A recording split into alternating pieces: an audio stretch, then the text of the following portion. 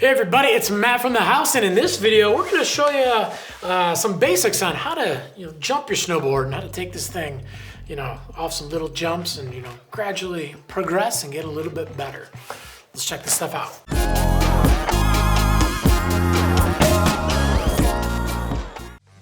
All right, so obviously you're out, you're riding your snowboard, and some of the funnest things you do on your snowboard are just cruising around, just carving and getting from here to there. But obviously some people want to take it to the next level, and you want to start, getting your board in the air, starting to learn to jump, and yeah, that actually opens up a whole other world when it comes to snowboarding. So right off the bat, when you are starting to get going on your jumping, don't start before you're ready. If you're having trouble getting down the hill comfortably, it's not time to start sending this thing into the air.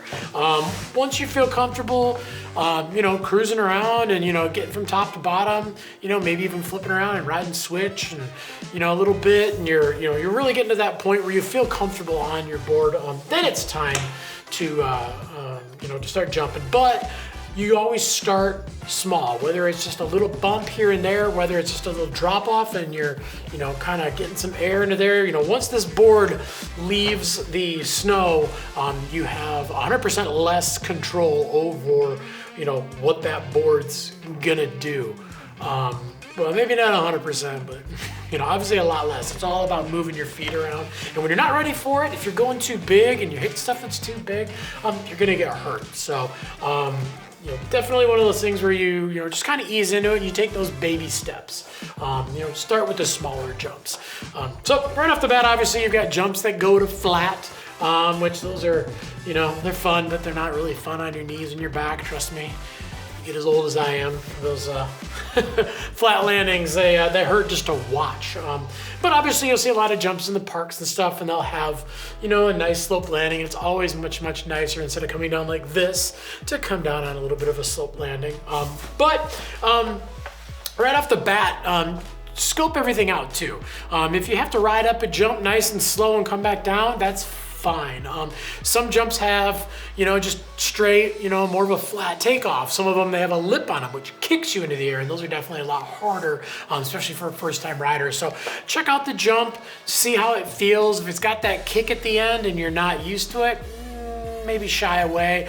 Look for a jump that has a little bit more of a, flat, straight takeoff too. So once you found that first jump and you're ready to go, biggest thing is obviously you want to make sure that you're ready, you're stable, knees bent. As you come off the jump too, the big thing to remember is that this is level. This is where your body feels comfortable when it's level. When you're coming off the jump, you're not level. And sometimes when you land, you're not level too. So what I always tell people is that as you're coming off of the jumps, the jumps are there to get you into the air and to give you the kick. You don't actually have to ollie off the jump as much. If the jump has a little bit of that lip to it, it will give you the spring. If it is a fairly mellow jump too, you can ollie a little bit, but most of the time it's just about, letting the jump throw you where it needs to throw you, and just taking the speed to get you, to the landing and where you need to go. But the reason I always talk about this level, is that where your body feels comfortable. As you come off the jump, if you think about it, if you are at an angle like this and you jump like this, then your body is going to go into the air like that as well. And when you're trying to go from a jump to a landing, you need to get your body from this position to the landing position. So as you come off of the jump and as you do pop off the jump and you do extend your legs to get yourself up off the jump, as you're coming off, I always tell people come off of both feet as much as you can. Don't try to spring off of your back foot or your front foot. You basically want to try to, as you go up the jump, come off of both feet and you start to move forward a little bit. And I do say little bit. Can't really press how much it's important for a little bit. If you go off the jump and go like this, your board's gonna lean forward. And once you get in the air, there's no stopping your board from going wherever it's gonna go. So you actually have to predetermine that as you come off the jump. So yeah, as you come off the jump, stay flat, nice and easy. Let the jump throw you. You're gonna spring with your knees a little bit. depending on the jump, obviously, and basically level yourself out. So when you're in the air, you feel comfortable, your board is level, and your body is level too, and you're not leaning back or leaning forward too far.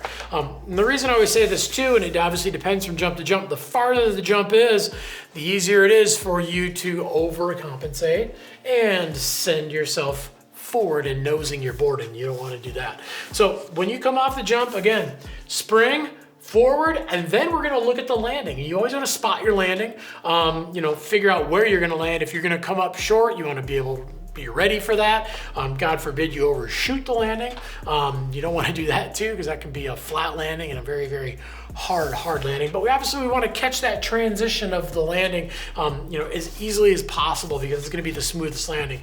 And that's where we're actually gonna take the board and we're going to set it into our landing. And you want to basically match your board to the slope of the landing for a nice smooth landing.